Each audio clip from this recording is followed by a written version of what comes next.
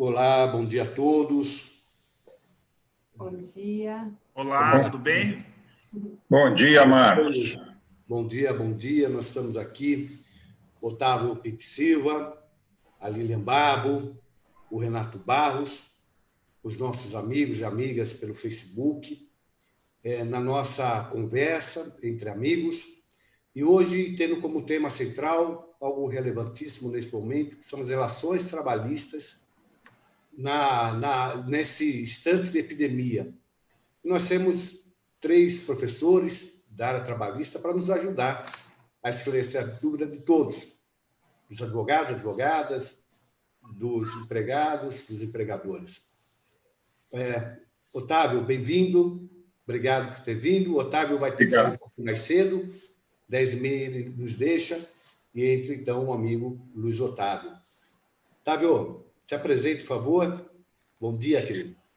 Bom dia, Marcos. Bom dia, Lilian e Renato, todos os colegas que estão nos acompanhando aqui por essa transmissão. Olha, eu sou advogado, tive a honra de ser conselheiro na gestão do Marcos por 2 mandatos, né? E sou professor da Universidade de São Paulo, advogado, né? Então, para mim, aqui é uma alegria de poder estar presente e dividir um pouco aqui as nossas dúvidas e apreensões nesse momento tão difícil que o Brasil e o mundo atravessam, né? E especialmente na área trabalhista. Otávio, que inclusive presidiu na nossa gestão a comissão de exame de ordem, foi o primeiro advogado trabalhista a presidir a comissão de exame de ordem. Lilian, bom dia, querida. Bom dia, Marcos, tudo bem? Bom dia, Otávio, doutor Renato, bom dia a todos que estão assistindo. É uma honra participar dessa conversa entre amigos, nesse momento tão difícil, de tanta incerteza, insegurança jurídica, e obrigada. E, mais uma vez, sou advogada, sou professora, advogo muito para empresas, mas também agora estou advogando para reclamantes, e a gente está aí enfrentando muitas divergências, muitas questões difíceis, mas vamos aqui trocar ideias, né? Eu acho que esse é um bom momento. E também conosco o Renato, que além de grande amigo, além de advogado, professor, também presidiu a OAB de São Carlos, também a visão do advogado do interior, né? O que está acontecendo no nosso TRT, 15ª região. Renato, bom dia, obrigado. Olá, bom dia, Marcos, bom dia, Otávio, bom dia, Lília, é um prazer imenso. Bem, eu sou professor, né, de Direito atualmente aqui em São Carlos, na Unicep, desde 2002, faz tempinho, e trabalho, né, pesquisa sobre o direito do trabalho, o ensino de trabalho, e advogo, né, nosso escritório de advocacia trabalha para reclamadas e reclamantes. Então, nós estamos aí nesse dilema, né, dessas questões que perturbam, né, o empresário, o trabalhador, ainda mais aqui, eu vejo no interior, às vezes empresa pequena, o trabalhador humilde, então fica aí eu quero já agradecer de início, Marcos, essa oportunidade de nós conversarmos, né, é muito útil, né? Ainda mais com pessoas brilhantes e amigos brilhantes como a Lilian e o Otávio. Quero dizer aos amigos e amigas que estão seguindo, eu olho para baixo para ver aqui o meu celular, para acompanhar os comentários do Facebook. O Flávio, que está conosco, a Tatiane, o Peterson, o Ricardo Russo, Benner, Kátia Rodrigues, a querida Giselândia, o Martinez. E vamos começar, então, a nossa conversa. Lilian, como está o mundo trabalhista nesse momento de epidemia, né? Como está a legislação, as alterações que nós tivemos nesse momento, especialmente nesse momento, através de medidas provisórias e, eventualmente, outras leis já editadas. Então, Marcos, eu vejo muito a dificuldade das empresas, né, com relação a esse decreto que mandou fechar. Então, muitas empresas pequenas, eu advogo muito para pequenas e médias empresas, elas têm muitas essas dificuldades em relação ao que fazer. Então, logo no começo, a gente conversou muito sobre essa questão de manter o contrato de trabalho. As pequenas empresas fizeram isso durante um mês, mas hoje eu confesso que elas realmente rescindiram o contrato de trabalho e não conseguiram manter aí nem aplicar as medidas adotadas aí pelo governo. A questão também, Marcos, que as empresas e até mesmo os advogados se sentem inseguros por conta dessa questão da medida provisória 936, que adota a possibilidade da redução da jornada de trabalho e, consequentemente, o salário, e também a suspensão do contrato de trabalho. Então, essa foi a medida em que os empresários ficaram um pouco aliviados, mas também vem a questão da insegurança, porque, como eu disse, as pequenas empresas, que é o que nós estamos aqui abordando, eu, pelo menos, particularmente, doutor Otávio tem grandes empresas, então pode falar um pouquinho mais sobre as situações aí dessas empresas. Mas o que acontece? A medida provisória, inicialmente, ela trouxe a questão de poder suspender o contrato de trabalho e reduzir a jornada por meio de acordo individual, quando o trabalhador receber até 3 salários mínimos, ou quando este também tiver aí um diploma, né, de nível superior e recebendo aí até 2 vezes o teto da Previdência, que dá em torno de R$ 12.200.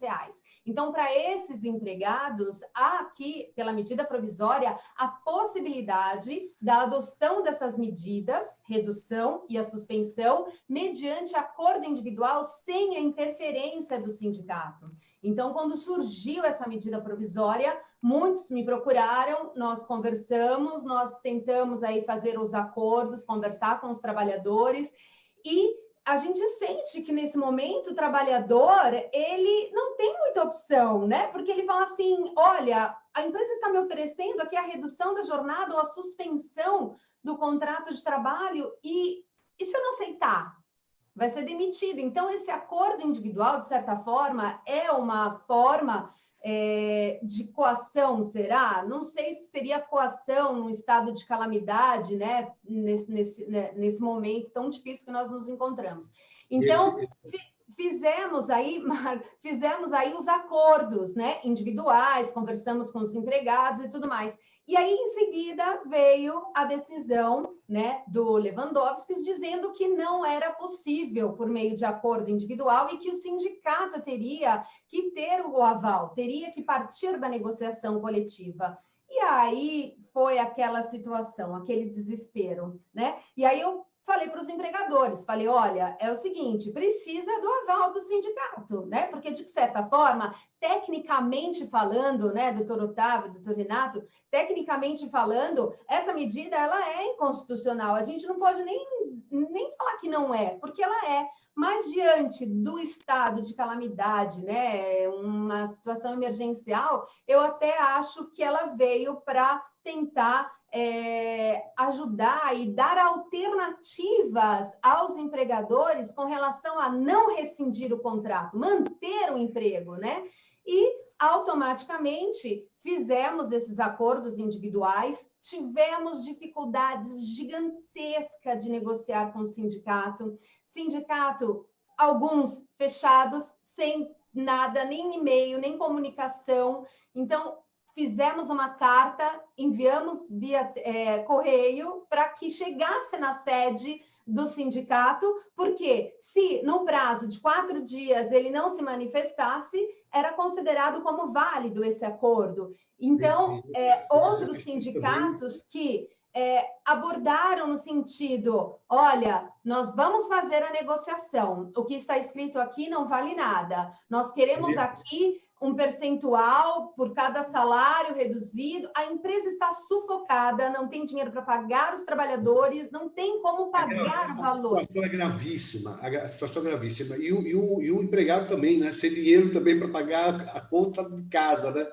Otávio, essa situação, como é que você vê o tratamento dela pelo judiciário? O que você imagina que vai resultar disso?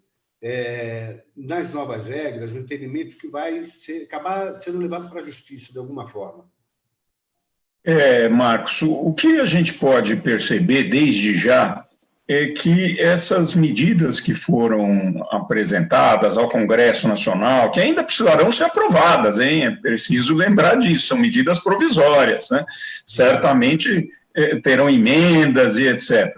Mas o que a gente percebe é que elas trazem uma insegurança jurídica, né?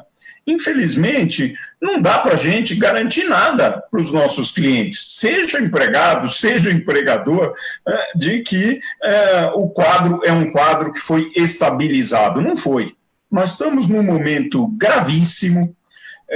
Acho que ninguém nunca mais vai esquecer o ano de 2020, viu,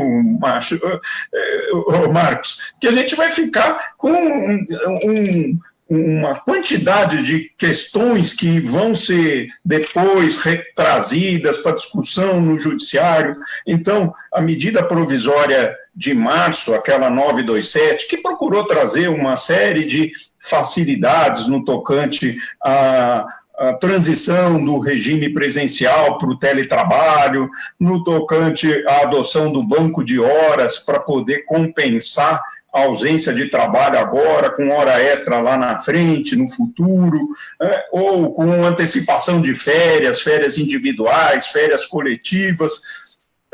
Muitas empresas adotaram. Eu tenho clientes que, assim que isso surgiu, e diante da questão do isolamento social, citada aí pela Lília, né, as empresas acabaram adotando algumas dessas medidas, mas problemas vão surgir lá na frente da execução delas, né?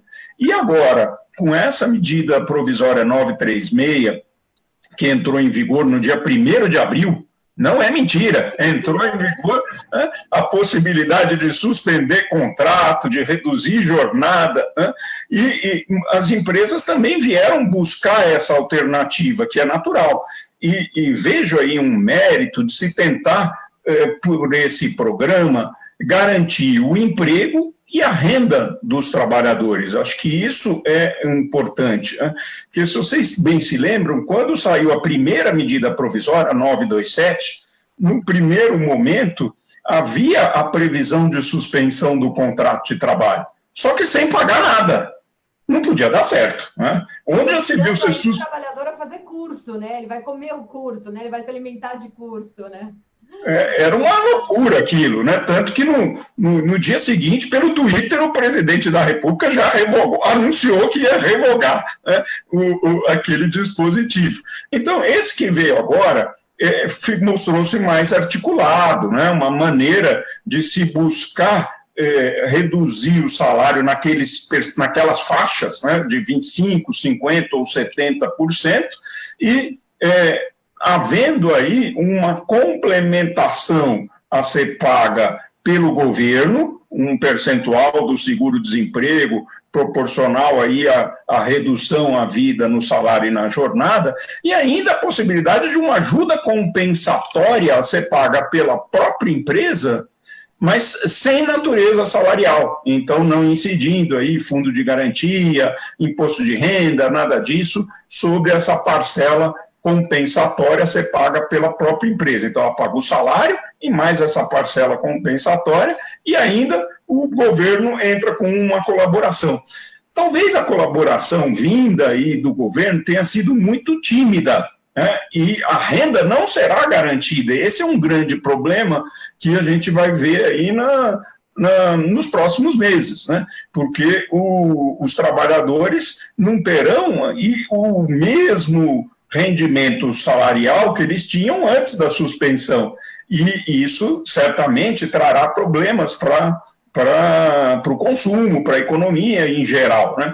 Então, é um momento muito difícil. O judiciário vai se deparar, então, no futuro, com demandas que vão discutir todas essas medidas que foram implantadas, e lembrando que hoje à tarde, agora, às 14 horas, o Supremo continua o julgamento que iniciou ontem a respeito da ação direta de inconstitucionalidade 6363, que a Lilian se referiu, né, a liminar dada pelo ministro Lewandowski, e que procura dar uma interpretação conforme a Constituição do texto da MP 936. Eu acho que esse aí é um ponto muito importante mesmo, a Lilian fez muito bem em destacar, né? Porque é uma dificuldade para qualquer empregador que resolva suspender contrato ou reduzir jornada, né? Ele pode negociar diretamente com o empregado? Pode, a MP autoriza. Mas a MP também tem um artigo, parágrafo 4º do artigo 11, que exige a comunicação em 10 dias para o sindicato. E o ministro Lewandowski, ao dar uma interpretação conforme a Constituição, disse: se tem que comunicar ao sindicato, não é para simplesmente o sindicato guardar lá a cartinha que a Lília mandou, né, que o empregador remeteu lá com a cópia do acordo feito. É para que o sindicato tome alguma providência. Uma delas pode ser: olha, eu não concordo com esse acordo individual, eu quero fazer uma negociação coletiva para tratar de uma outra maneira, porque, por exemplo, pode ter alguma cláusula do acordo individual que o sindicato julgue ilegal, inconstitucional. Então, o sindicato, que pela Constituição é o responsável pela representação geral da categoria, teria essa prerrogativa de reabrir aquela discussão. E como é que fica, né, se o sindicato discordar? Imaginem quantos problemas nós poderemos enfrentar. Nós estamos numa situação, Renato, que nós nunca vivenciamos, né? Nós não tivemos, por exemplo, uma guerra, nós não tivemos nenhum evento natural ou por intervenção do ser humano que levasse a uma situação como essa, com seus efeitos sociais, com seus efeitos econômicos e, evidentemente, acima de tudo, com seus efeitos na saúde. E aí vem a minha dúvida, que é esse confronto entre aqueles que são os princípios, os valores tradicionais e esse momento de emergência, porque como conciliar a segurança jurídica, que é fundamental em qualquer situação, porque não adianta agora negociar sem saber se essa negociação vai ser aceita ou não depois para a justiça, tentar contemplar os direitos do trabalhador e, ao mesmo tempo, sabendo que, ao lado dos direitos do trabalhador, há um problema do emprego, né? E as empresas estão fechadas, né? O comércio, por exemplo, não está funcionando, os serviços não estão funcionando. E como atribuir ao empregador que assumiu a sua responsabilidade com salários num ambiente de negócio completamente diferente do atual, manter essas obrigações num ambiente de crise? Antes de passar, Renato, só falar que está aqui conosco o Alamar, o querido amigo Alamar de Jabuticabal, o Benedito Macedo, a Mary Zec, a Lu, que é de Bragança Paulista, a Lígia Frazão, que é de Tremembé, a Sônia, querida Sônia Reis, a Rosa Ramos, amiguíssima Rosa Ramos, o Flávio, JD Flávio, o Douglas, que é de Tatuí, o Luciano Caparrós, que é o nosso amigo aqui de São Paulo, faz um trabalho brilhante no que diz respeito à transparência das contas públicas. E, enfim, eu vou mencionar a Libana de Osasco, a Vianney, a amiga Vianney de Guarulhos, o Mourão de Santana, Tatiane. Eu vou passar para o Renato, depois eu continuo vendo e vou fazer as perguntas. Mas, Renato, como conciliar essas situações da necessidade da segurança jurídica, a preservação do interesse na saúde, portanto, fechamento do funcionamento de empresas, e, ao lado disso, também garantir os direitos dos trabalhadores para quem não tem condições de faturar, ter que pagar todos os direitos trabalhistas? Bem, eu penso que, na verdade, a realidade, o pensamento não pode ignorar a realidade, né? Qual é a realidade? O trabalho é fundamental para a existência humana. Sem o trabalho, a sociedade não consegue se organizar, pelo menos nesse modelo de sociedade, o trabalho livre, né, com remuneração.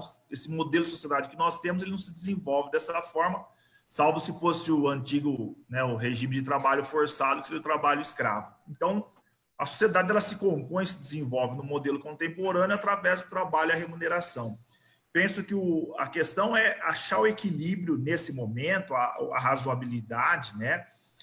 Fazer uma ponderação onde os princípios de direito garantidos na Constituição ou em outras, né, ou criados pela doutrina, pela ideia dominante do direito, eles sejam equilibrados para a preservação dos direitos mínimos do trabalhador e também a manutenção do emprego, porque se não tiver o emprego, não tem condições do desenvolvimento de uma sociedade equilibrada. Acho que aí está a questão, o judiciário vai ter que fazer essa razoabilidade, achar esse equilíbrio, né?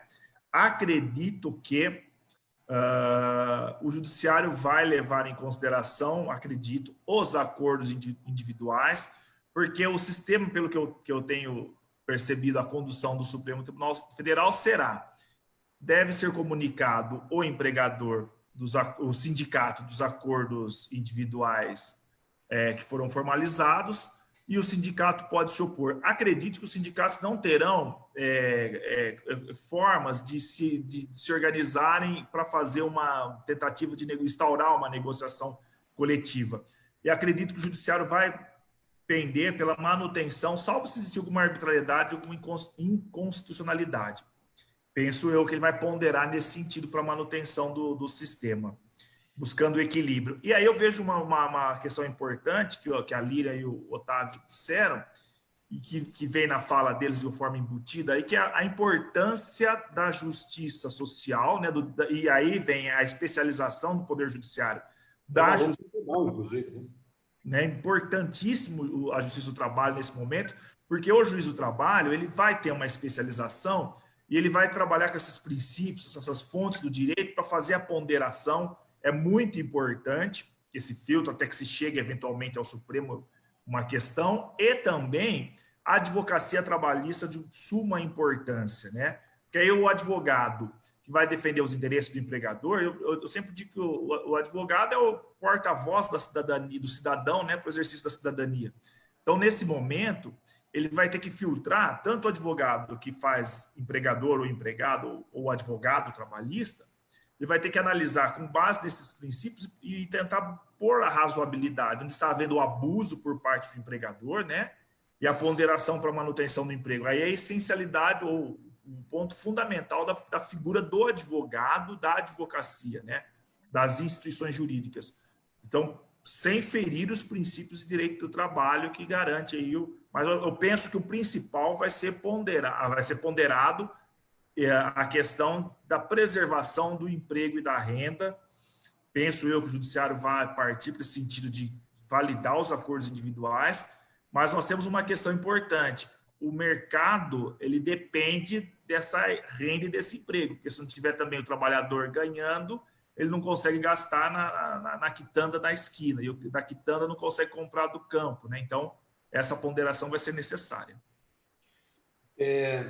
Lilian, deixa eu te perguntar o seguinte.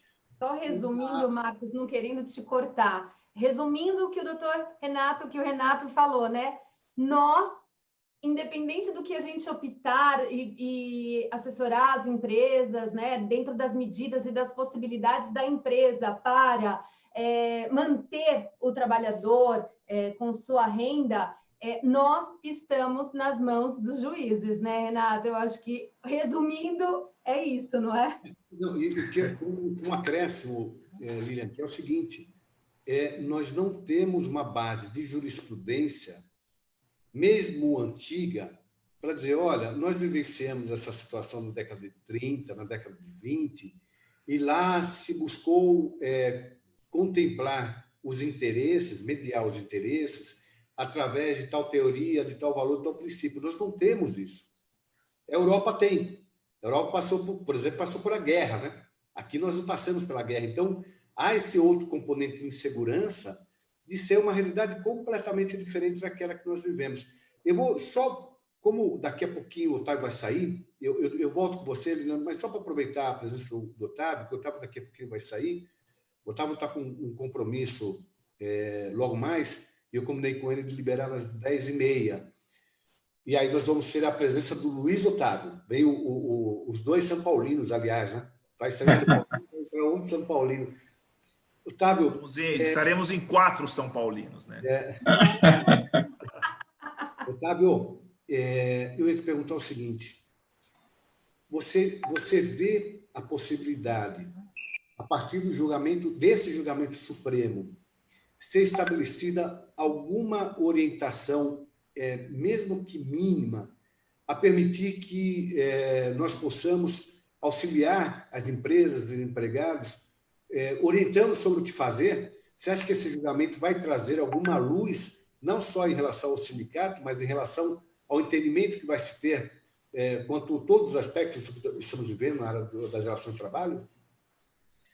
Olha, Marcos, eu confio que sim, viu? Eu espero que o Supremo consiga, pelo menos, dar uma diretriz geral, né, que permita aos empregadores e aos trabalhadores, aos sindicatos, ter uma noção de como vão lidar com o assunto. É claro que a gente nunca pode prever exatamente os desdobramentos, né? Porque uma coisa é quando a medida é lançada e ela é analisada nesse momento inicial. Não podemos esquecer que o que o Supremo está julgando hoje é uma liminar, né?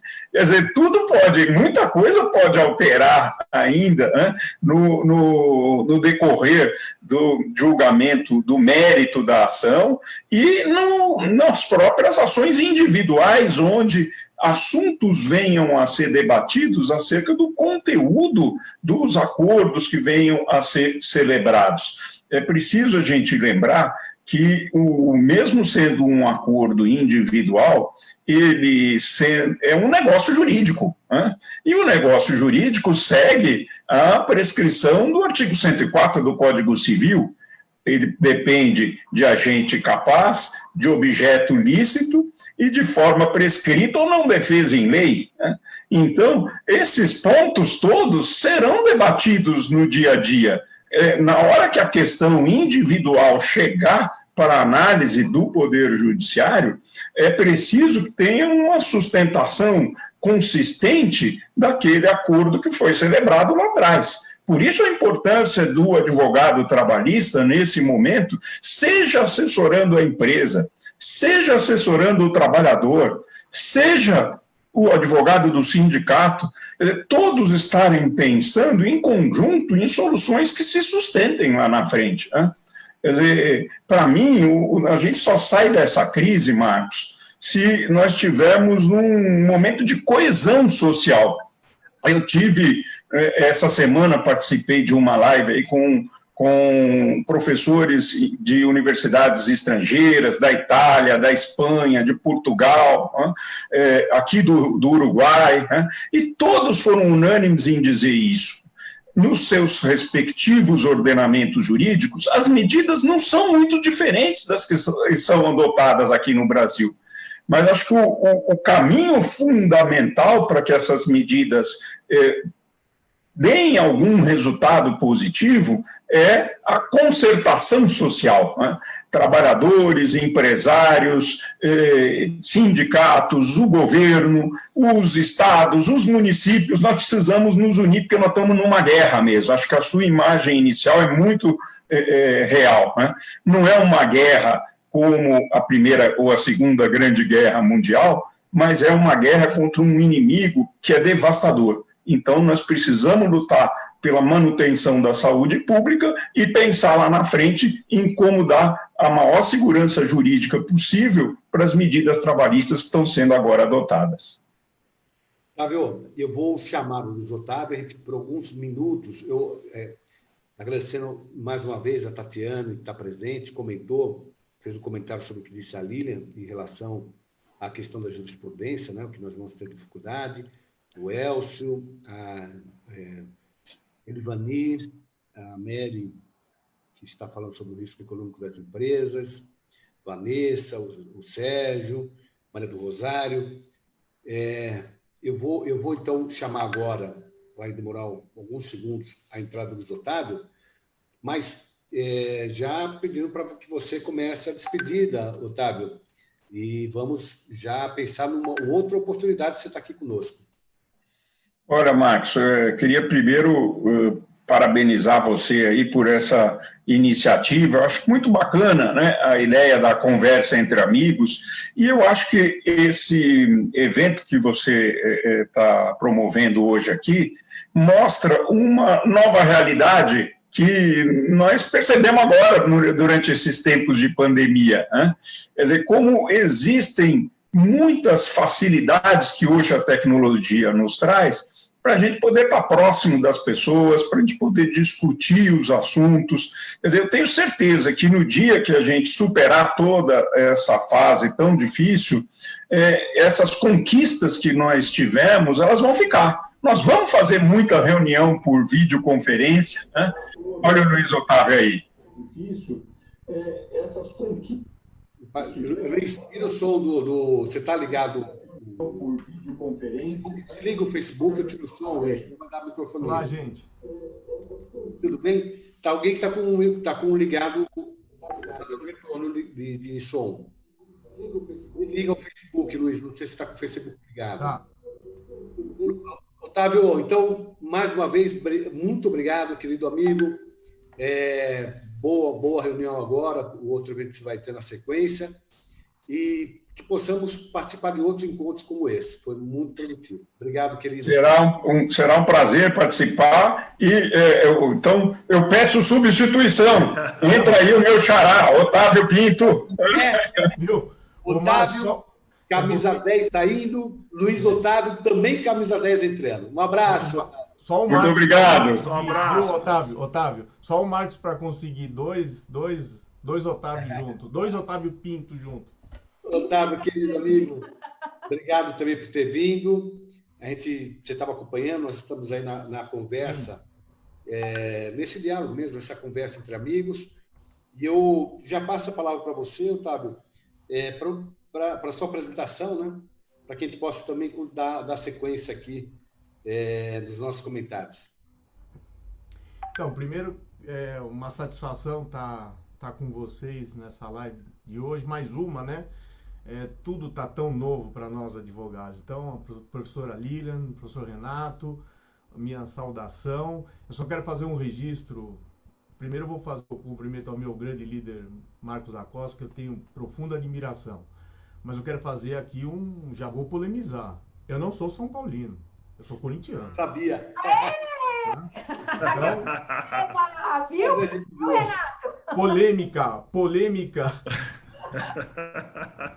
Deixa eu falar, está conosco o Márcio Cosati, de Jundiaí, também a Maria do Rosário, acho que já comentei, Patrícia Navarro, Gisele está conosco, já esteve conosco na outra vez, está mandando um abraço a todos, o Leandro, que é o Leandro de Santos, Carlos Eduardo, Sérgio Bratilandi, prefere ficar...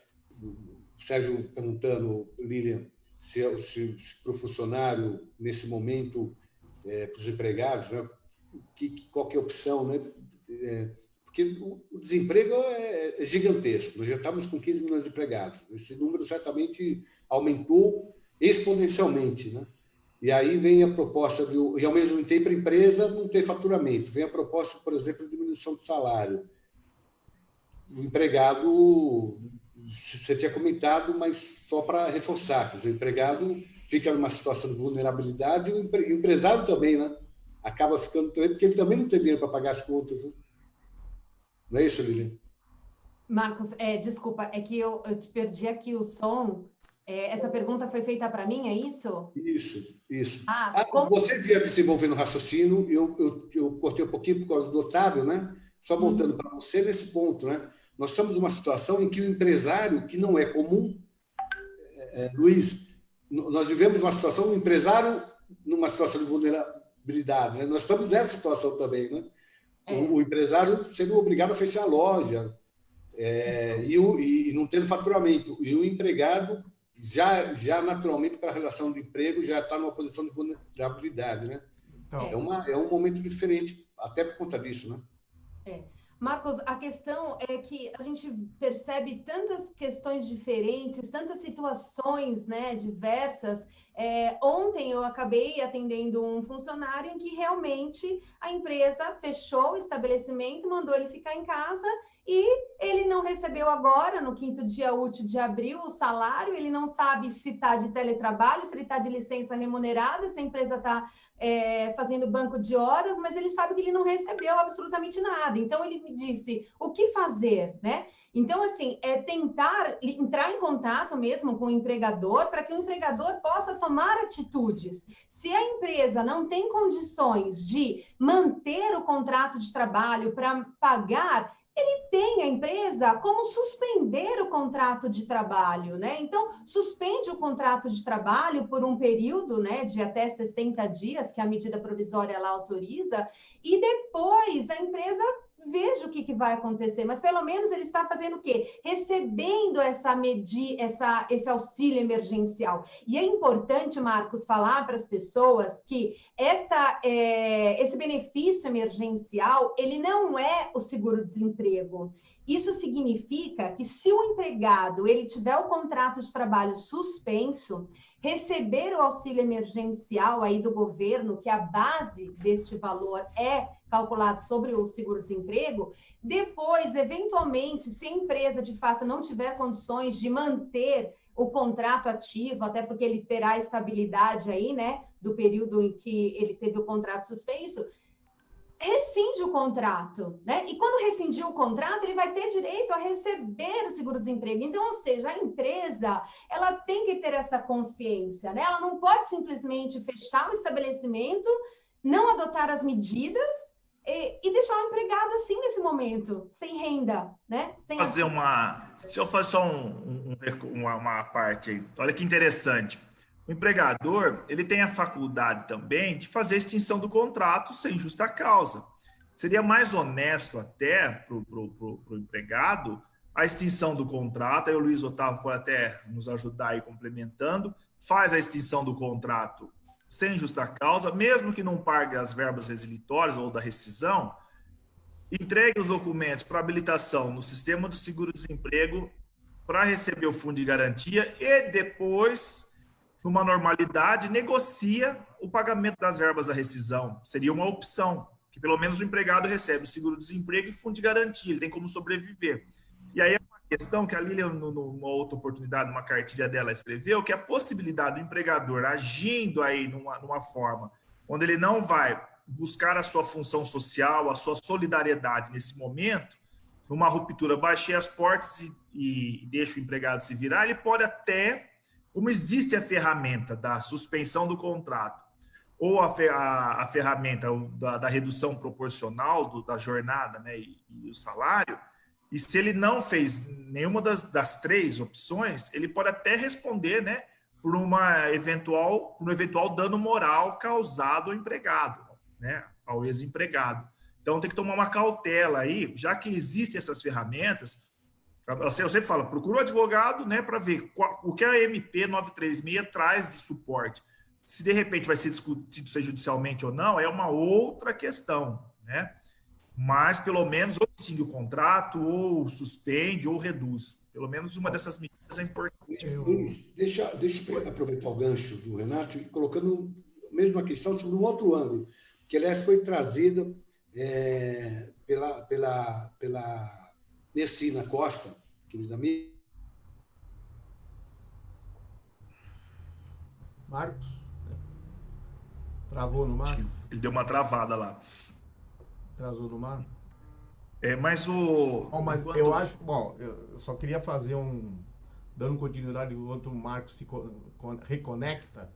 Uhum. Eu vejo também... Minha opinião sobre tudo isso que vocês estão falando, eu me conecto muito com até esse artigo recém-publicado do professor Antônio Carlos Aguiar, com o Otávio Calvé, quando pelo menos eu partilho exatamente do entendimento deles, quer dizer, não vejo nesse momento de pandemia, esse terrível momento por qual todos nós estamos passando, um conflito de interesse. Eu não vejo conflito de interesse. Eu vejo como muito bem, com muita sensibilidade, eles apresentaram nesse rico artigo. Há uma convergência de interesse no sentido, eu, empresário, preciso salvar a minha empresa. E eu... Tá. Tivemos uma pequena suspensão aí, mas já voltamos. O Renato está aqui, há pouco está conosco também. Tá bom. A gente, como eu estava falando, viu, Marcos, e comentando aqui, ouvindo a Lília, o Renato, todos, na verdade, estamos convergindo. Nesse momento, é momento de convergência. E eu estava citando, enquanto aí você sumiu, justamente aquele artigo do Antônio Carlos Aguiar com Otávio Calvé. Brilhante artigo. Mostrando que a gente não está num momento de conflito de interesse. Não há conflito. Há um drama que nós nunca vivenciamos antes, essa pandemia que, infelizmente, toma conta do planeta Terra. E aí é um momento de fato, se nunca antes esse discurso foi tão verdadeiro, né? Pode ser que em alguns momentos soou falso esse discurso, né? Há um momento agora de convergência, mas nunca tão verdadeiro foi, no sentido de que aqui há que sobreviver, a sobrevivência da empresa e a sobrevivência do emprego. A sobrevivência do emprego. E aí a doutora Lia também, é o que eu penso, que você estava, acho que a gente estava fora do ar, mas como você coloca, exatamente é assim que eu penso. Eu acho que as medidas provisórias, elas são constitucionais, meu entendimento. Mas que não vamos também trazer aqui, espero que, e não pode ser diferente, qual vai ser o papel do judiciário? É justamente evitar um abuso desse, como bem colocado, um hipermercado. Vou fazer agora a redução. Não, peraí, mas você estava em franca expansão exatamente nesse momento, e bem falar, eu não sou uma agência de turismo, eu não sou aquela loja que fechou rigorosamente todas as minhas atividades, vejo o drama de clientes também, o Renato está voltando, então vejo dramas reais mesmo, que não tem outra alternativa. Então eu sei e tenho certeza que o judiciário, acho que nós vamos convergir nisso, né? Ele também vai ser sensível e entender. Eu vi a fala do Otávio, né, meu xará, essa questão de segurança jurídica, mas eu vejo que esse momento, pelo menos eu busco isso, peço que realmente o judiciário entenda esse momento de rigorosa excepcionalidade. Sim. Ele vai ter que colocar isso na balança no momento de fazer alguma aferição aí de uma situação concreta. Tenho certeza que o judiciário vai estar ciente disso, né? Agora, mas também com certeza vai evitar eventuais abusos. Aí eu acho que a gente está convergindo. Quem se aproveita desse momento, e sejamos sinceros, a gente tem que falar, vamos falar agora do padrão normal, são todos os empresários aqui que estão sofrendo demais por esse momento. Mas não vamos pegar agora uma eventual exceção que eu acho que vai ser de um mau empresário que vai se aproveitar desse momento, mas vai ser rigorosamente exceção. Todos nós estamos passando por um momento difícil. E depois, aí o senhor me franquear a palavra, para depois eu falar um pouco da própria realidade da sociedade de advogados, nós advogados, né? O que a gente está passando, né? Mas eu não quero também, eu quero deixar aí a condução aí dos trabalhos pelo meu grande líder, Marcos da Costa. Não, vamos dar sequência. Eu quero só registrar a Raquel, mais uma vez pedindo desculpa a todos por ter caído aqui o link, mas dizer que a Raquel de Ilhabela está nos acompanhando, a Elisângela Leonel mandando um bom dia, o Alessandro cumprimentando o Luiz Otávio, mandando um abraço, Eliana Abuti. E, Luiz, você mencionou a questão das sociedades. Como é que está o trabalho, você que preside uma associação importante, o trabalho em relação ao home office e o uso enfim, como agora, as telecomunicações? É isso. Então, vou pedir, atualmente eu sou advogado trabalhista, como todos nós aqui, né, a Lília e o Renato, somos aí militantes trabalhistas, advogados trabalhistas, mas estou agora presidindo a SOBRAT, que é a Sociedade Brasileira de Teletrabalho e Teleatividade. É fato que hoje a gente abre o jornal, a gente acorda falando de home office, de teletrabalho, trabalho à distância, acorda e dorme pensando nisso, né? E tantos especialistas que apareceram, mas é tudo muito importante, é o momento do teletrabalho. Mas eu quero dizer que a Sobrado já existe há 20 anos, com brilhantes presidentes que já passaram, o próprio Volney Ferreira, seu nosso amigo, o professor Álvaro Melo, que é uma referência do teletrabalho no Brasil. Então, o processo do teletrabalho já era ele já ganha um grande impulso com a reforma. Primeiro que vem em 2011, já vem no processo. 2017 ele toma corpo e vem com a reforma trabalhista, mostrando o momento do teletrabalho. Quanto mais normatização sobre o teletrabalho, mais segurança jurídica que todos nós queremos, nós advogados, nós os empresários e todos querem. E vem agora, tanto é verdade que esse momento agora é o momento da explosão do teletrabalho. Já tem informações de que pode ser que o teletrabalho cresça, imagine em 30%, nada vai ser igual após o coronavírus. Agora a gente está sendo impactado, nossa sociedade de advogados. Eu sei que tem muitos advogados agora nos assistindo, né? É lógico que eu não vou falar nada que os meus sócios depois vão falar, o Luiz tá maluco, ele está começando a falar umas coisas diferentes aqui, deve ter sócio meu assistindo agora. Mas eu duvido que tenha agora algum advogado, seja qual for o tamanho da sua banca, que não começa a fazer certas reflexões falando, por que eu tenho que ter o tamanho dessa estrutura? Eu não quero assustar diferente, mas eu estou dizendo, por que eu tenho que ter um tamanho dessa estrutura? E é no momento que vem de forma mandatória que nós advogados, da noite para o dia, colocamos nossos administrativos e nossos advogados como teletrabalhadores, e o que a gente percebeu? Dá certo, funciona. Por que eu tenho que ter na minha estrutura aqui mais de 10 servidores, com toda aquela sala, com ar-condicionado? Lógico, depois a gente pode falar um pouco, depois, se houver possibilidade, sobre conexões seguras, né? Mas eu começo a pensar que isso aqui eu posso jogar tudo para a nuvem, de fato tudo para a nuvem, eu posso jogar isso aqui, ter um espaço menor, e as coisas funcionam. Eu sou... do nosso escritório aqui, nós já tínhamos boas experiências de teletrabalho. Inclusive eu até pedi permissão para o Célio Neto, que é o professor Célio Neto, que também faz parte da Sobrate. Ele, antes de coronavírus, na sua banca no Paraná, fez a implantação do teletrabalho, mas de uma forma muito bem organizada, com um projeto. Então, eu já fico aqui, me coloco também à disposição de todos os colegas, viu, Marcos, para prestar esclarecimentos, porque teletrabalho também não é dessa forma.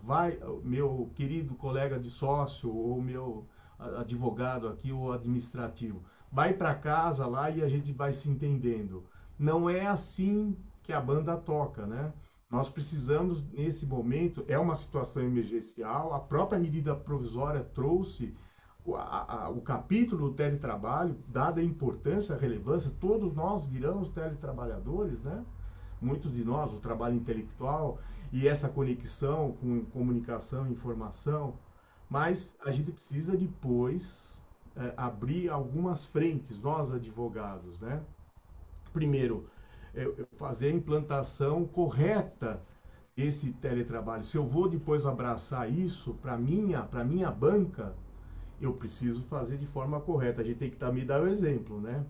E também, já vou parar por aqui para não monopolizar a fala, mas nós também temos uma obrigação, nós como advogados, né? Instruir os nossos clientes, e uma coisa é uma situação emergencial que a própria medida provisória falou, olha, você nem precisa aqui de uma formalização. Se bem que, na minha opinião, e aí vai a troca que nós vamos fazer aqui de ideias, né?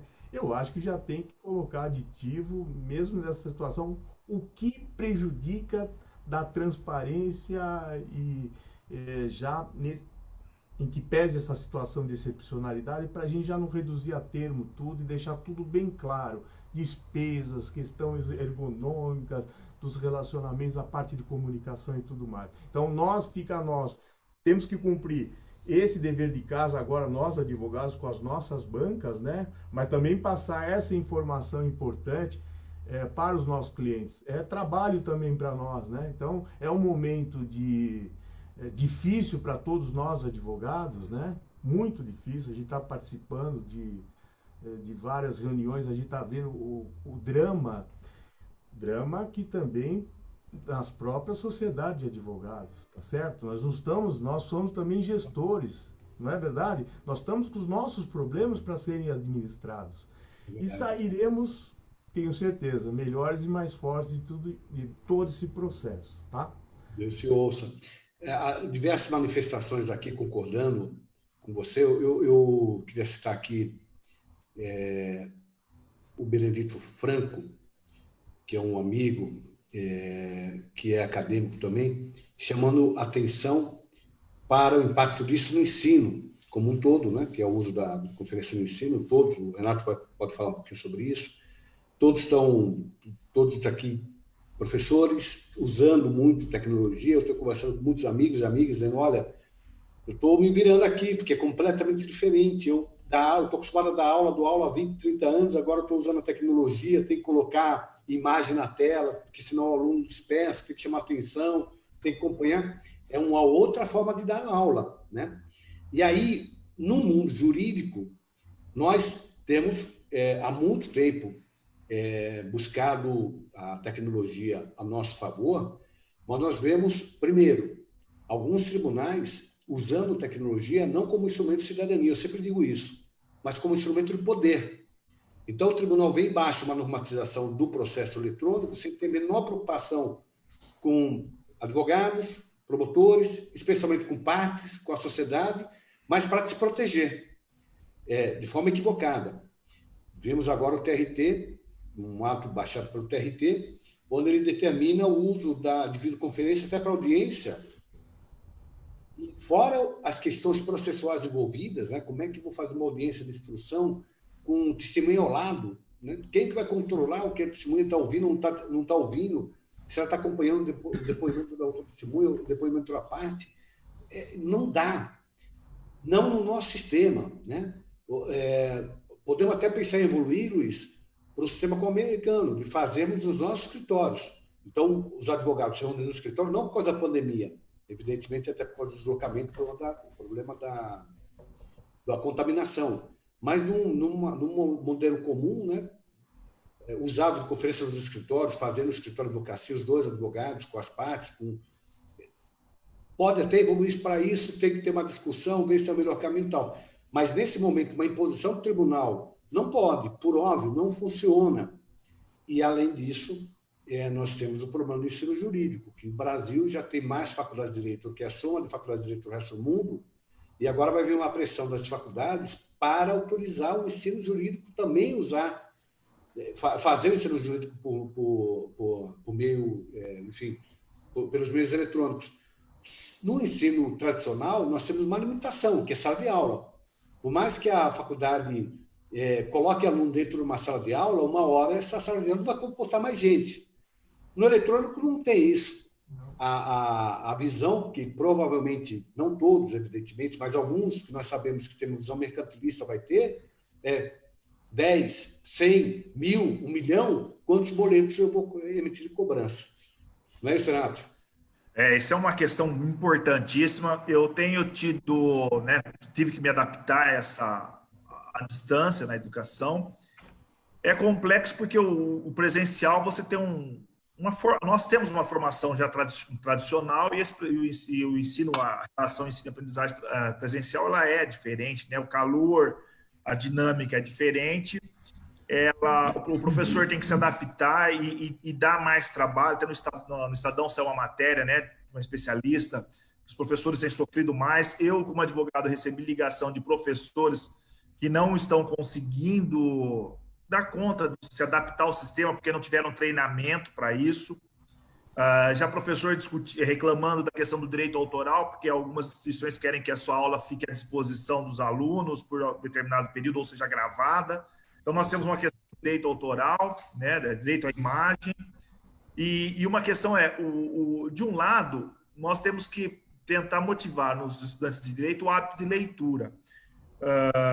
E é um filtro que nós temos, o ensino presencial, porque você limita o número de alunos, né, em sala de aula. Isso é uma questão importante.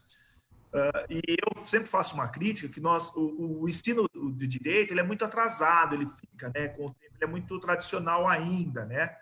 Então, não despertou ainda no estudante de direito, e agora vem essa obrigação dele estudar, dele ter autonomia, né? Buscar autonomia. Então, nós temos uma dificuldade. O estudante de direito ele não tem o hábito de leitura. Isso é um fato, eu falo sempre isso, o hábito de leitura é uma deficiência na formação jurídica.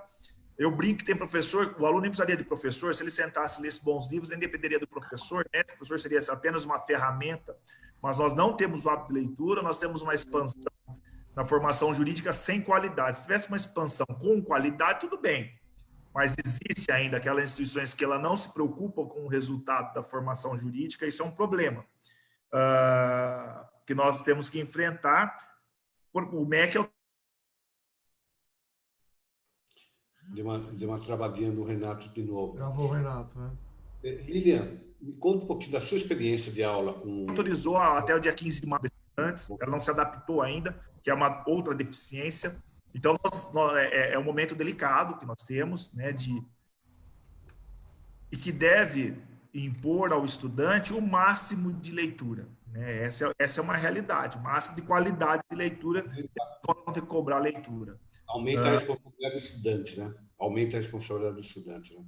Então, é uma questão que aumenta. E nem todos os estudantes, também isso é uma realidade. Tem em casa um local adequado para esse tipo de aula, né? Às vezes ele tem uma deficiência de estrutura de internet, de espaço, e é uma outra realidade. Deixa eu só passar para a Lília, perguntar a experiência dela, e esse assunto eu quero perguntar depois para o Luiz, a questão do empregado. Porque no trabalho também em casa, há a questão, como é que fica o ambiente de trabalho em casa, né? Porque há questões de salubridade, né? Eu conheço empresas que estão obrigando o empregado a assinar um termo dizendo, olha, na minha casa, na sua casa, você é obrigado a ficar num espaço que nem tem ninguém, que ninguém tem acesso, levando responsabilidade para o empregado que tem em casa, de que usar, por exemplo, internet que não caia. Mas deixa eu ver a Lilian primeiro um pouquinho sobre a experiência dela, depois, Luiz, falando sobre Marcos, só uma para a Lilian ou o Luiz falarem um pouquinho, ou Lilian ou Luiz, a respeito do trabalho, né, no domicílio ou teletrabalho, um desses modelos, e a redução do salário, que eu tive pergunta nesse sentido, né? Mas eu posso reduzir, não está em casa trabalhando, mas eu posso reduzir também, utilizar esse programa de redução e seria interessante depois vocês falarem sobre isso. Ou aumentar, né? Ou aumentar o salário, né? Porque ele trabalhando em casa, como é que o controle de hora tem que ser mais rigoroso ainda. Ele não está em casa 4 horas. Lilian, me conta um pouquinho da sua experiência como professora. Bom, eu sou professora já faz acho que uns 17, 18 anos que eu dou aula. E a minha paixão é estar na sala de aula, tendo esse contato com o aluno e olhando para a carinha do aluno. Se eu falo alguma coisa, eu percebo que ele não entende, aí eu repito. Então, isso para mim é importante, né? E é prazeroso, é o que eu mais gosto de fazer. Inclusive, eu fui professora do Damásio e, na época, estava implantando o sistema de online e eu falava assim para o coordenador, né? Falava assim, eu não consigo dar aula, é uma coisa muito ruim, né? Eu vejo uma câmera, eu fico tímida, parece que não, os alunos falam, professora, a senhora não é tímida. Eu fico travada. Bom, mas antes mesmo dessa situação, né, de cancelamento de aula, inclusive eu dei uma aula em Goiânia, logo no final de semana anterior ao decreto de isolamento. E eu falei, caramba, ainda bem que foi a minha última aula, né? Consegui. Mas eu já venho ministrando aulas pelo Zoom, pelo sistema Zoom, para os alunos, que eu presto assessoria, né? Eu presto assessoria jurídica para alguns advogados de todos os estados do Brasil. Como eu dou aula para fora, né? Não só em São Paulo, mas para todos os estados, inclusive Acre, eu já fui para o Acre, adoro lá. Então, eu montei um grupo, né, de consultoria e os advogados ficam nesse grupo fechado do WhatsApp. Então, eu sempre ministro aulas pelo Zoom para eles, né? E agora as instituições querem realmente se adequar a essas questões. Aulas de pós-graduação, que também provavelmente agora, a partir de julho, nós vamos aí aderir às aulas de pós-graduação pelo online, né? Então, vamos ver. Por enquanto, agora eu já estou mais adaptada com a câmera, não fico mais tímida, dá aquele friozinho, mas enfim. O online nos dá uma vantagem de a gente poder estar conversando aqui e ter audiência do mundo, né? E eu estou recebendo aqui uma das pessoas que estão conosco, a Raquel Peron, que é de Brusque, Santa Catarina, lindíssima, Santa Catarina, sua aluna e admiradora. Mandando um abraço para a Raquel, querida. Pois a Maria do Carmo, que é da Vila Mariana, enfim, vou na sequência falando de a Grazi Leide, também, Bacelar, também sua aluna. Do Acre! Olha, eu adoro o Acre. Mandar um abraço para o Marcos Vinícius, né? Que foi presidente da Ordem comigo, eu em São Paulo, ele no Acre. Eu visitei Acre, fui dar uma palestra para a Jovem Advocacia lá. E o Marcos hoje é conselheiro do Conselho Nacional de Justiça. Luiz, me conta um pouquinho disso. Até que ponto é possível transferir para o empregado responsabilidades que no ambiente do trabalho seriam normais? Então, assim, a empresa fala assim, você se compromete a estar num ambiente salubre, que você não possa deixar que pessoas ingressem no seu ambiente, que você tem que ter espaço suficiente para tais atividades. Eu acho eu acho que o que a gente está falando desde a reforma trabalhista, aqui eu falo também pela Sobratio como advogado trabalhista também, é que nós temos que entender que teletrabalho é coisa séria, viu? Há que se implantar de forma correta o teletrabalho, porque nós temos responsabilidade, nós somos advogados, nós sabemos das responsabilidades que parte a própria reforma trabalhista traz, essa obrigação. Eu recomendo fortemente, e falo não só para nós advogados, para os nossos teletrabalhadores agora que estão nas suas residências, né? Para todos os empresários, há que se implantar uma política, uma cartilha com ergonomia e segurança do trabalho. É coisa séria isso, quer dizer, então eu vou pensar que o meu advogado está lá no sofá fazendo a sua petição e que isso é correto? Não.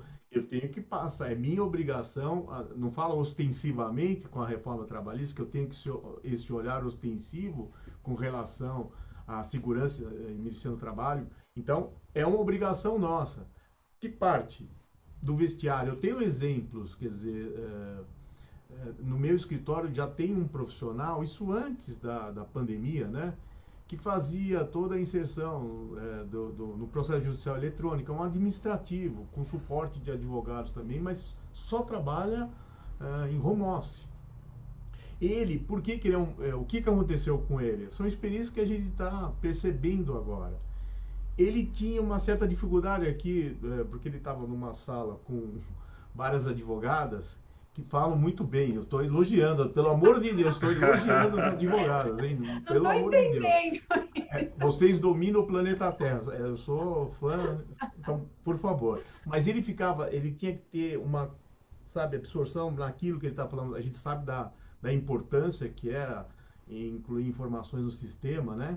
E que ele melhorou a produtividade, ele ficou mais concentrado, melhorou a produtividade, mas ele também, o que eu recomendo fortemente para todos nós, ou para as nossas bancas, ou para os empresários, quer dizer, ou para o próprio nós teletrabalhadores, qual é a palavra que comanda tudo? É disciplina. Se você não for disciplinado, você está realmente num caminho sem volta. Ele é rigorosamente disciplinado. O que ele faz, esse meu teletrabalhador? Acorda, coloca a sua roupa de trabalho. Não é brincadeira isso. É sério, porque mentalmente você está chipado, você já se prepara vai para aquele espaço reservado para o trabalho, que ele tem uma cadeira, uma poltrona ergonômica, sabe aquelas de gamers que faz aquelas super poltronas? É. Que eles têm aquelas super poltronas, porque eles ficam às vezes 10, 12, 15 horas nesses jogos virtuais, né? Ele ganha hora extra por isso? Não, mas o que aconteceu com ele? Melhora a produtividade, ele consegue até usar menos tempo. Essa é a verdade. Tudo bem. A gente poderia depois abrir, até sugiro um dia para a gente voltar aqui, Marcos. Tem tanto assunto sobre o teletrabalho, parte comportamental, parte jurídica, parte de estruturar esse trabalho, como que você vai estruturá-lo.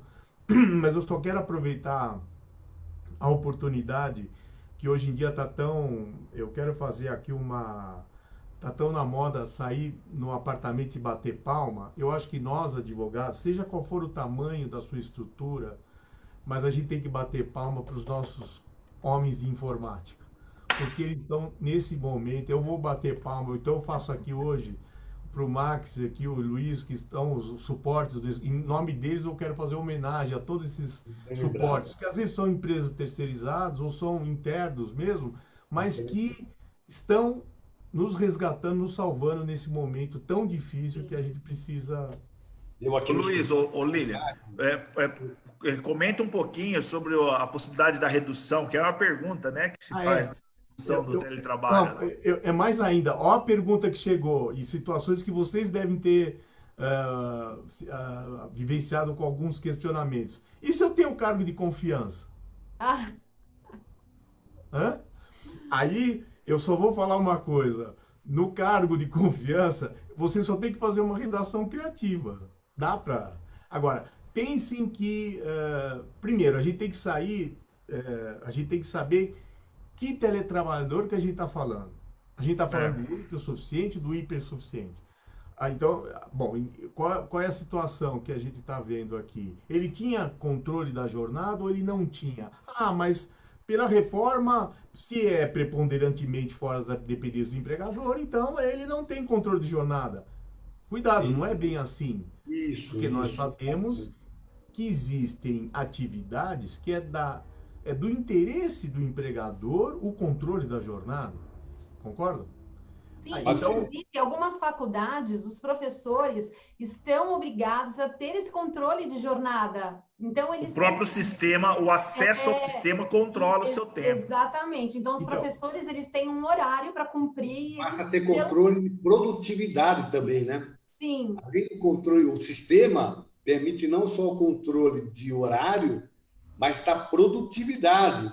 E aí pode, que no mundo real, chamando mundo real na prática comum, não é muito normal, mas o ferramental, o que eu quero dizer é o seguinte, o ferramental eletrônico, informática, ele permite controles que o mundo real não permitiria, né? Em algumas atividades já é comum, por exemplo, vendas, já tem, né? O sistema já permite, mas nas atividades comuns, vamos assim dizer, isso não era algo normal, né? Me permite só me permite fazer o registro, o pessoal que está nos acompanhando, a Sueli Gomes, não sei se também é aluna sua, Lilian. Sueli é aluna.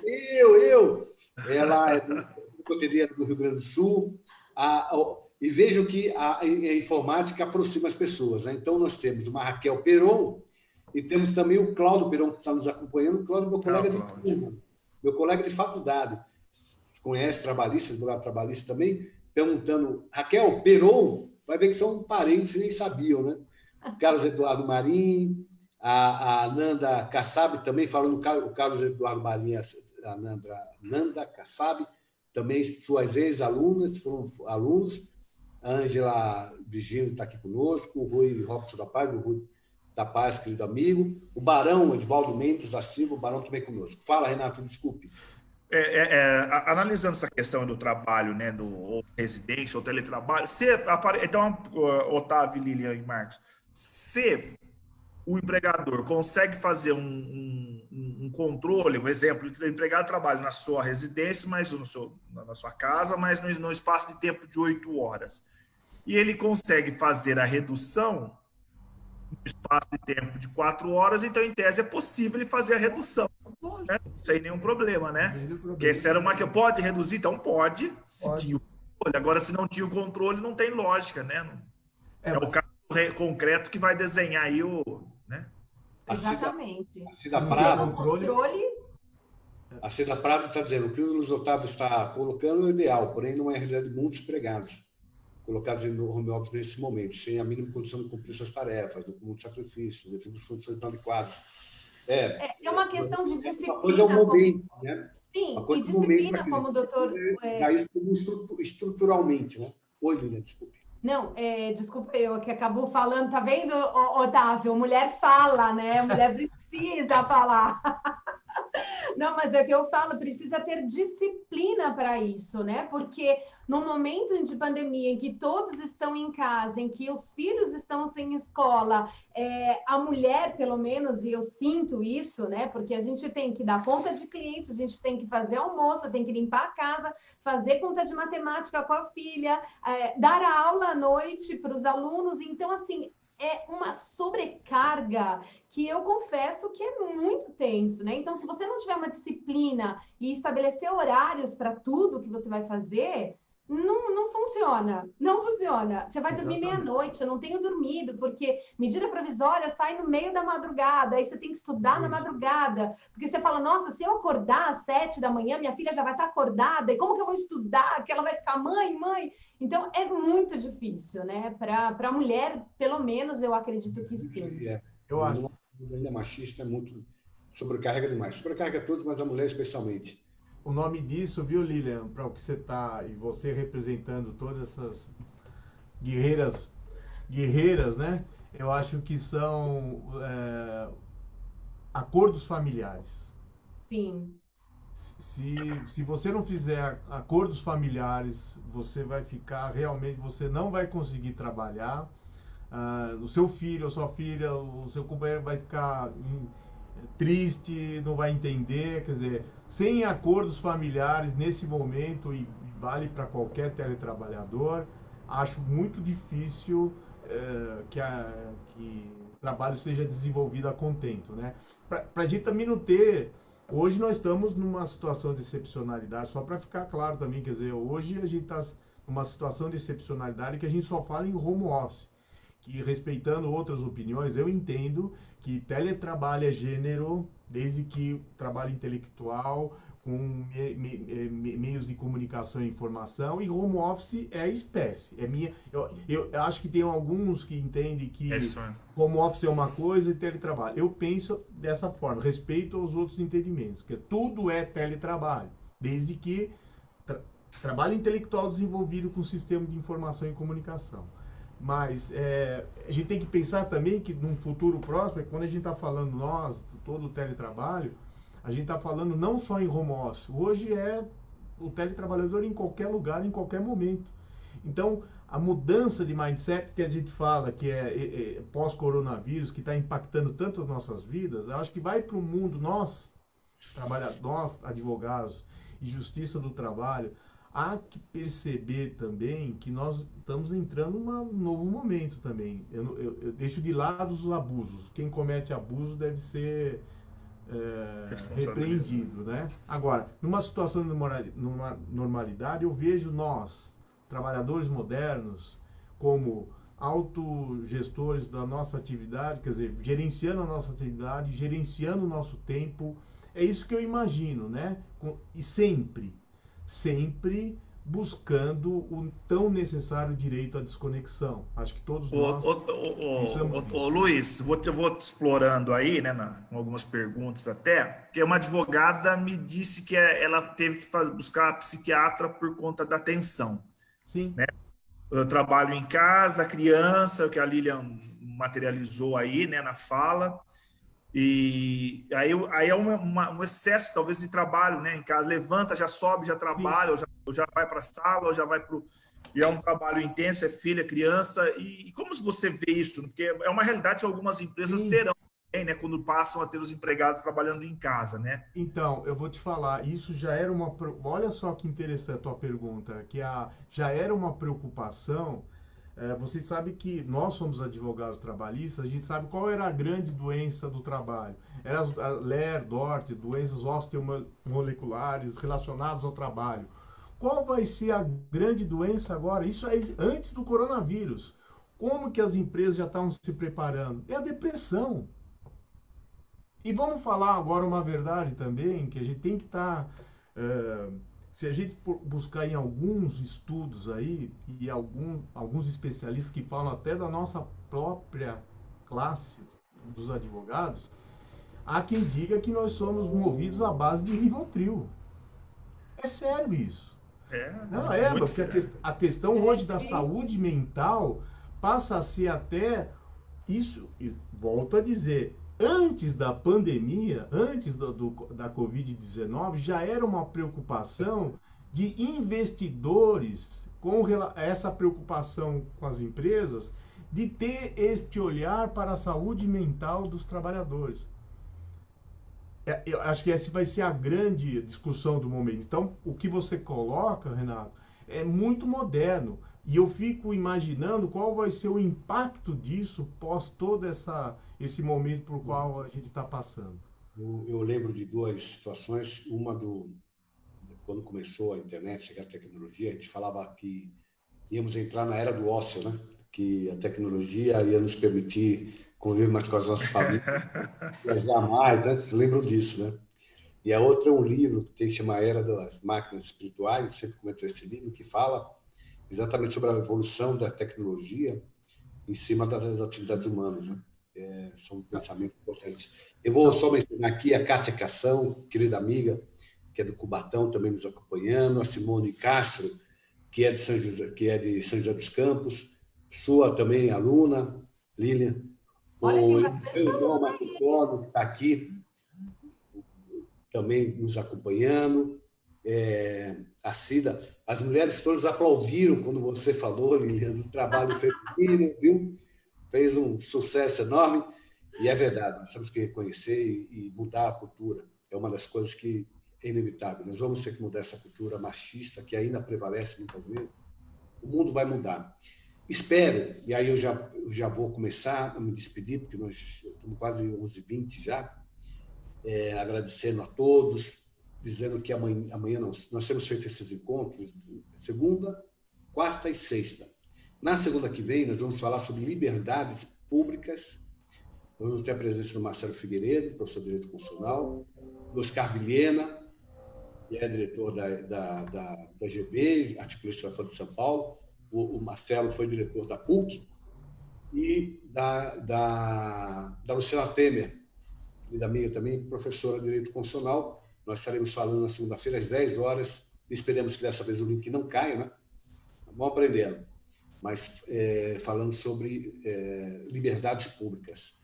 Agradecer a presença de todos e dizer para todos que, se ao mesmo tempo que a tecnologia nos permite fazer encontros tão gostosos como esse, né? Encontrar os nossos amigos, ela vai gerar uma sociedade, né? Mais isolada. Né? Os contatos pessoais são tão importantes, eles vão começar a diminuir. Isso é uma questão que nós precisamos pensar com muito carinho, né?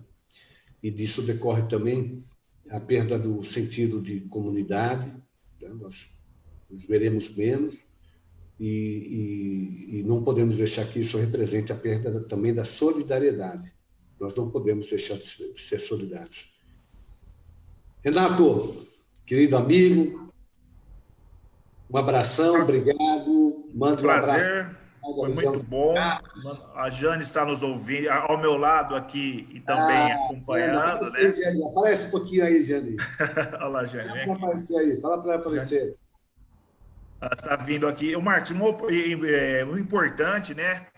Nós ficaríamos o dia todo conversando dessa forma agradável, leve e séria, né? Muito importante. A MP 936 tem muitos detalhes, a questão do trabalho no domicílio, home office, o teletrabalho, de a Janinha aqui, ó. Linda! é de uma importância muito grande e provavelmente, passando essa pandemia, com certeza nós poderemos aqui nos reunir em São Carlos para um bate-papo, né, para poder manter essa afetividade. Otávio, fica convidado, a Lilian já esteve aqui algumas vezes, o Marcos. Boa. Acho que é importante, né? É o interior, né? No interior nós discutirmos questões. A primeira palestra, há 20 anos atrás, a primeira palestra que eu dei na vida foi sobre o processo eletrônico. Isso. Em São Carlos. Olha que bacana! O Renato estava à mesa. Foi convidado. Estava à mesa. Convidado pelo Celso Roca. Celso Roca, Fioravante Roca. Fazia parte da Comissão de Informática, que eu presidia, foi a primeira do Brasil, né? Comissão de Informática da OAB de São Paulo. E o Vanzo era o presidente da época, né? Isso. E tem uma foto, Lilian, minha do Renato, impressionante. O Renato não mudou nada, ele continua assim. Não muda. Depois coloca a foto aí que eu quero ver, mas não muda mesmo. O Renato coloca na próxima. Obrigado, a todos aí. Você sabe o carinho que eu tenho do São Carlos. Eu sou cidadão de São Carlos com muito orgulho, né? Claudecir, Passador, Zazá, tantos amigos que eu tenho aí. Lilian. Um beijo no coração. Obrigado, Lilian, por ter vindo. Espero que tenha gostado e que a gente possa participar de outros momentos também de conversa tão agradável, Lilian. Obrigada, Marcos, pelo convite. Adorei participar dessa conversa entre amigos, conhecer aí o Dr. Otávio, que eu não conhecia, e agradecer também a presença aí do Renato também, que me pôs aí nessa conversa. Enfim, muito obrigada. E que a gente possa fazer mais encontros desses, porque é bem produtivo. Antes de passar a palavra para o Otávio, falar da Paulinha Carvalho aqui, agradecendo, a Nanda Kassab, o Vladimir Cassano também, outro querido amigo que está por aqui, o Vladimir, que é um cracaço, a Elsa Craveiro, a Fabiana Zani. Eu estou com dificuldade, porque o celular está um pouquinho distante para ler a letrinha do celular. Disney de Vera, o Cláudio Peron, que já tinha mencionado, que disse que é mais novo do que eu e não é, ele é bem mais velho, era o mais jovem da minha turma.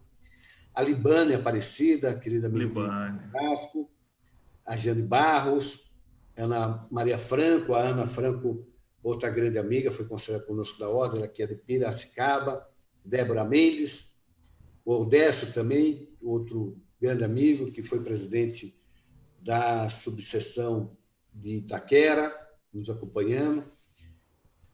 Luiz, obrigado, meu amigo. Esse tema nós vamos um dia fazer só para discutir o teletrabalho, que é realmente muito importante, pensando não só no momento atual, mas pensando no futuro, porque ele chegou e não será mais passado, ele vai ser presente e futuro. Então, vou me despedindo aqui. Lilian, Renato, vocês... Eu já me senti entre amigos, porque vocês são pessoas que eu fiquei bem... Gostei muito de vocês. Que bom. Verdade recíproca, verdade. Vamos fazer algum bate-bola assim, falar sobre ou direito de trabalho ou teletrabalho, seja o que for. E você, Marcos, você sabe a admiração que eu tenho e meu vínculo com você começa por uma pessoa e acho que está olhando por nós aí, então você sabe que eu sempre fico olho para você e me emociono. Então você é um querido, é o nosso grande líder e eu tenho uma forte e profunda admiração por você.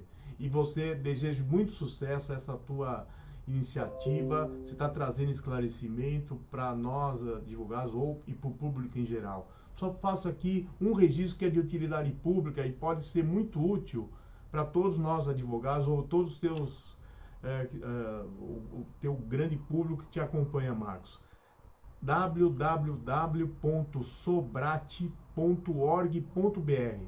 Lá vocês vão encontrar de tudo sobre teletrabalho, trabalhos acadêmicos, webinars, artigos. Eu mesmo tantos diretores que estão escrevendo. Eu faço aqui um convite para que todos acessem e vocês vão ter muito material, muita informação sobre teletrabalho. Repete o site, Luiz, por favor. É www.sobrate.org.br. Soletra. SOBRAT.org.br.